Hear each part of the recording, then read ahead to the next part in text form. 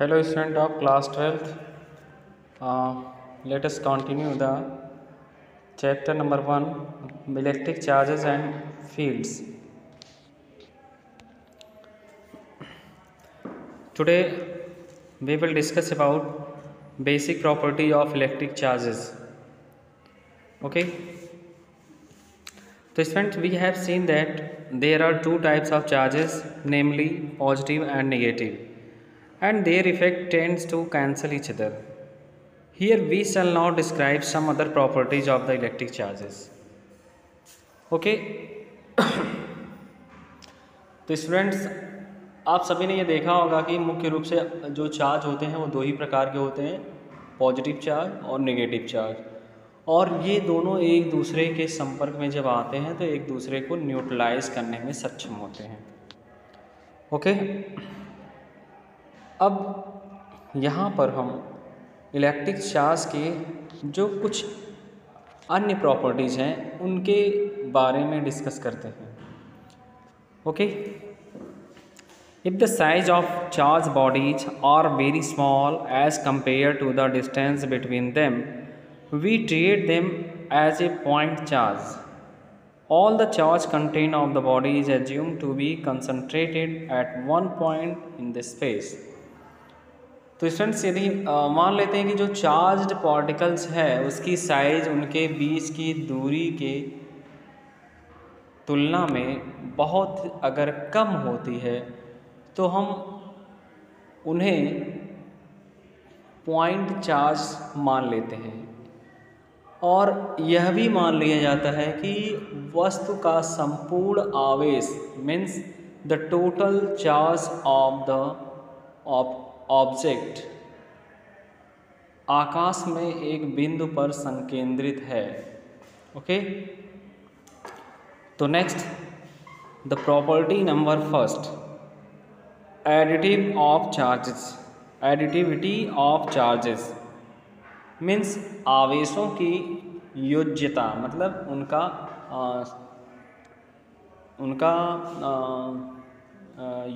योगीकरण. Okay. तो we have not as it given a quantitative definition of charge. We shall follow it up in the next section. We shall relatively assume that this cannot be done by the proceed.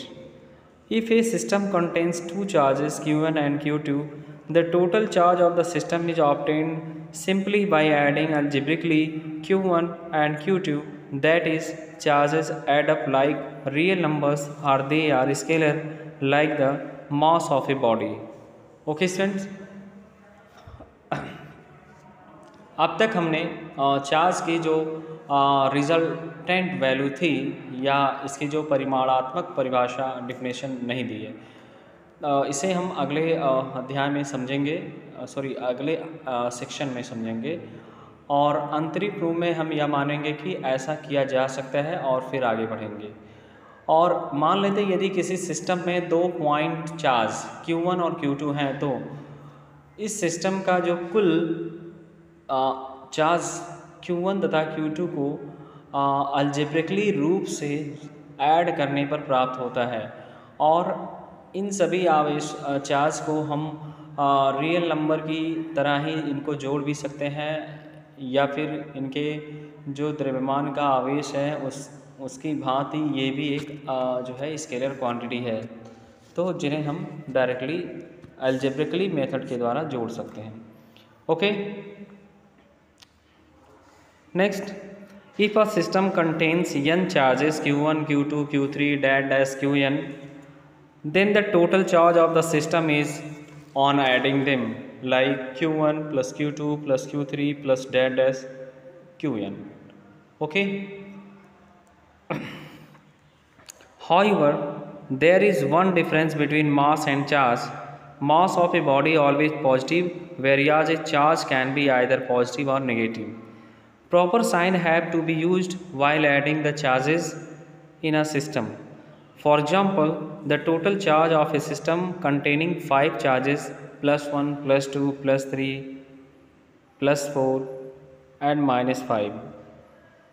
In some arbitrary units, these are added by directly algebraically method, तो we get +4, okay, so we get +2 when we add +1 +2 +3 +4 and -5. At that time we get 4 + 3 is equal to 7, 7 + 2 is equal to 9, 9 + 1 is equal to 10, and 10 - 5 is equal to +5. So finally we get +5, that is the positive charge, okay. तो students, अगर मान लेते हैं कि किसी system में total n charge Q1 Q2 Q3 हैं, तो आवेश का द्रव्यमान की भांति ही, मतलब इसके मास की तरह ही हम इसका जो टोटल चार्ज है इसे हम ज्ञात कर सकते हैं, जबकि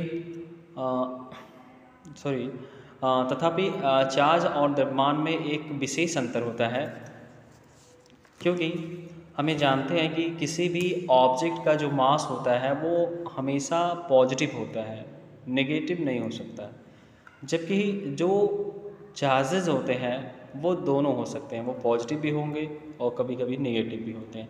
तो इस तरह से हम कह सकते हैं किसी ऑब्जेक्ट की मास और उस पर उपस्थित जो चार्ज है, इनके बीच में एक मुख्य अंतर होता है, ओके, कि इसका मास कभी भी नेगेटिव नहीं हो सकता, जबकि चार्ज नेगेटिव और पॉजिटिव दोनों हो सकते हैं, okay. Next, the next property of charges is charge is conserved, okay, यानी जो इलेक्ट्रिक चार्ज होते हैं वो हमेशा संरक्षित होते हैं। It means they are never created not destroy, okay, they are always conserve in nature. So we have already hinted to the fact that when bodies are charged by rubbing, there is a transfer of electrons from one body to the other body. No new charges are either created or destroyed. Okay. So a picture of particles of electric charge enable us to understand the idea of conservation of charge. When we rub two bodies, what one body gains in charge, the other body loses.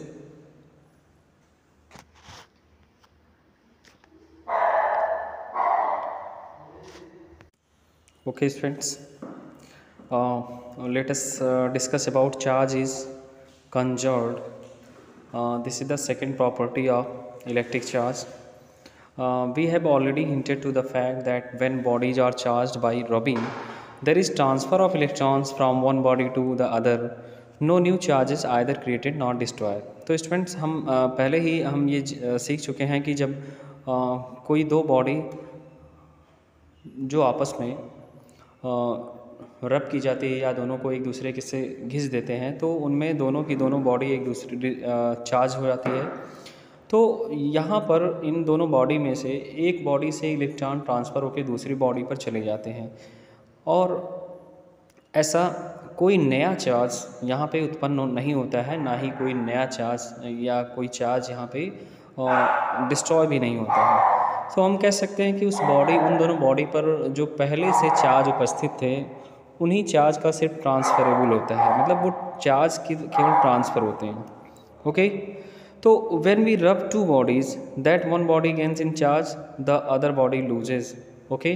तो जब हम किसी भी दो object को आपस में रगड़ते हैं, तो उनमें से एक बॉडी जो है चार्ज्ड हो जाती है, मीन्स पहले ऑब्जेक्ट में से कुछ चार्ज निकल करके दूसरे ऑब्जेक्ट पर चले जाते हैं, तो जिसकी वजह से दोनों ऑब्जेक्ट चार्ज्ड कहलाते हैं। और जिस बॉडी से इलेक्ट्रॉन निकल करके दूसरी बॉडी पे जाते हैं, तो उस बॉडी पे पॉजिटिव इलेक्ट्रॉन उत्पन्न होते हैं, तथा जिस बॉडी के ऊपर इलेक्ट्रॉन जाके जमा हो जाते हैं उन्हें हम नेगेटिव चार्ज कहते हैं, ओके। तो due to interaction among the bodies, charges में get disturbed, but it is found that the total charge of the isolated system is always conserved. So conservation of charge has been established experimentally, okay students. तो इस practical के द्वारा, यानी ऐसे examples के द्वारा हम ये व्याख्या कर सकते हैं, मतलब ये डिफाइन कर सकते हैं किसी भी दो ऑब्जेक्ट्स या किसी दो बॉडीज़ के अंतर उनको आपस में घिसने पर या रगड़ने पर वो दोनों के दोनों बॉडीज़ जो है चार्ज्ड हो जाती हैं। तो इस तरह से हम कहते हैं कि इस पूरे सिस्टम में, इस पूरे निकाय में जो चार्ज हैं, ये टोटल चार्ज हमेशा सुरक्षित होते हैं, मतलब कंजर्व रहते हैं, कभी भी ये डिस्ट्रॉय या फिर क्रिएट नहीं किए जा सकते हैं। Okay, now look at the third property of electric charge which is quantisation of charge.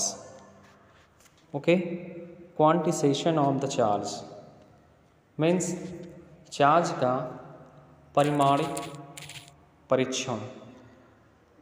Okay students, experimentally it is established that all free charges are integral multiples of a basic unit of charge donated by small e.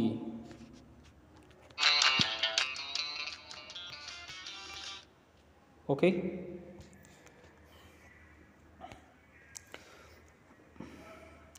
thus charge q on a body is always given by q is equal to n into e,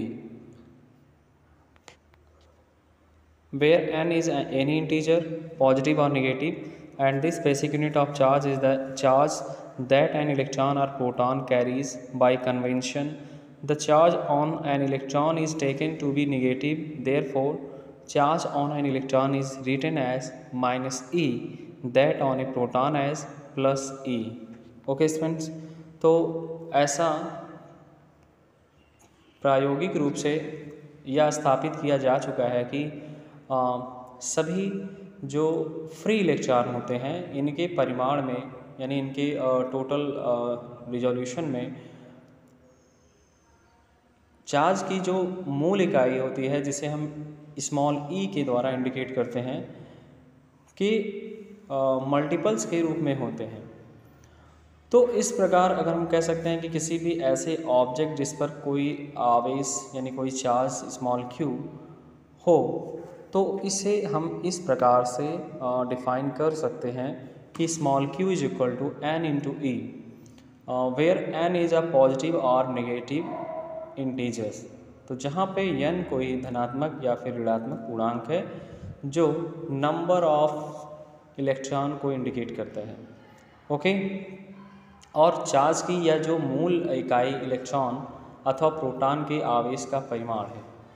और sign convention के according हम कह सकते हैं कि electron के जो charge होते हैं वो नेगेटिव होते हैं और प्रोटॉन पर जो चार्ज होते हैं वो पॉजिटिव होते हैं, और इन्हें हम माइनस ई और प्लस ई के द्वारा डिनोट करते हैं। ओके, तो next, the fact that electric charge is always an integral multiple of E is termed as quantization of charge. There are a large number of situations in physics where certain physical quantities are quantized, and the quantization of the charge was first suggested by the experimental laws of an electrolysis discovered by English experimentalist Faraday. It was experimentally demonstrated by Millikan in 1912. Okay students, हम सभी जानते हैं कि जो electric charge होता है जिसे हम कैपिटल ई कहते हैं, ये हमेशा मल्टीपल्स के रूप में होते हैं, ये सिंगल फॉर्म में नहीं होते हैं। और इस तथ्य को यानी इस स्टेटमेंट को हम चार्ज का क्वांटमीकरण कहते हैं। और फिजिक्स में ऐसी बहुत सी स्थितियां हैं जहां ऐसी विभिन्न प्रकार की जो फिजिकल क्वांटिटीज़ होती है उनको क्वांटीकृत किया गया है। और चार्ज की क्वांटमीकरण का सुझाव सबसे पहले अंग्रेज प्रयोगकर्ता फैराडे ने किया था। ठीक है, इन्होंने विद्युत अपघटन के प्रायोगिक नियमों से ये इसकी खोज की थी, और 1912 में मिल्कन ने इसे रियली रूप में यानी वास्तविक रूप में प्रयोग द्वारा इसे निर्देशित किया था। Okay, in the international system of units, a unit of charge is called a coulomb and it is denoted by symbol capital C. A coulomb is defined in terms the unit of electric current which you are going to learn in subsequent chapter. Okay, so in terms of this definition, 1 coulomb is the charge flowing through a wire in 1 second if the current is 1 ampere. Then the value of basic unit of charge is small e is equal to 1.602192 into 10 to the power minus 19 coulomb. Thus, there are about 6 into 10 to the power 18 electron in a charge of minus 1 coulomb. So, in electrostatic, charges of this large magnitude are seldom encountered, and hence we use smaller unit as 1 microcoulomb, which is equal to 10 to the power minus 6 coulomb or 1 microcoulomb. Okay, 1 millicoulomb.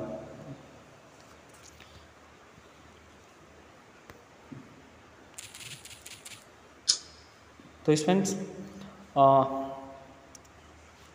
मात्रकों की अगर हम international प्रणाली की बात करते हैं, system की बात करते हैं, तो इसमें चार्ज का जो यूनिट्स होता है वो कूलाम है, जिसे हम कैपिटल C से इंडिकेट करते हैं।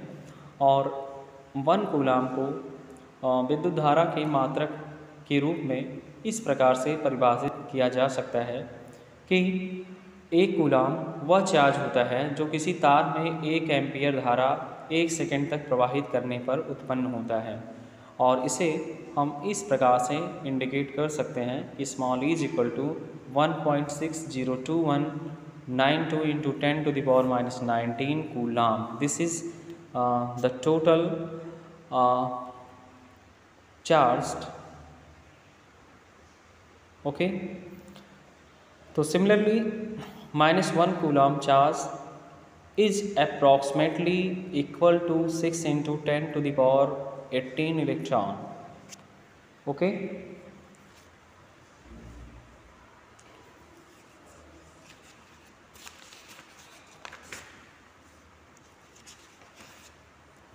next, if the proton and electron are the only basic charges in the universe, all the observable charges have to be integral multiples of E. Thus, if a body contains n1 electron and n2 proton, the total amount of charge on the body is n2 multiplied by number of electron plus n1 into minus E, which is equal to n2 minus n1 and E. Since n1 and n2 are integer, therefore difference is also an integer.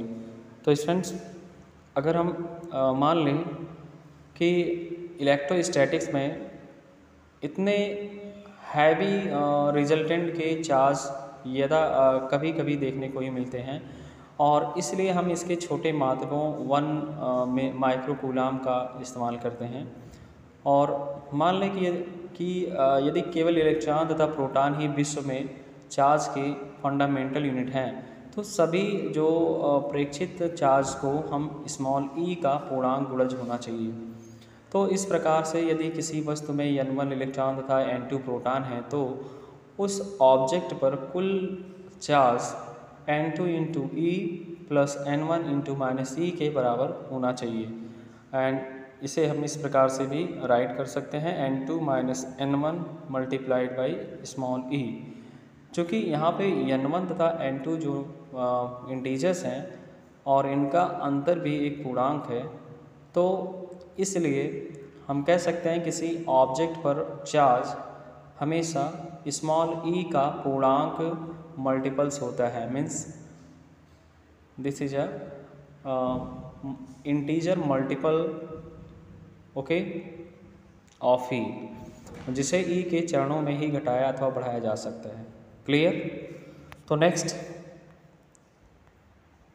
there are some examples which is related to this topic,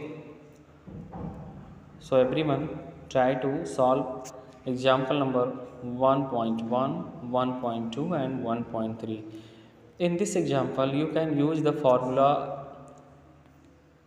which is Q is equal to Ne and total charge which is equal to the sum of all types of charges Okay, now you can solve it. Thank you, student.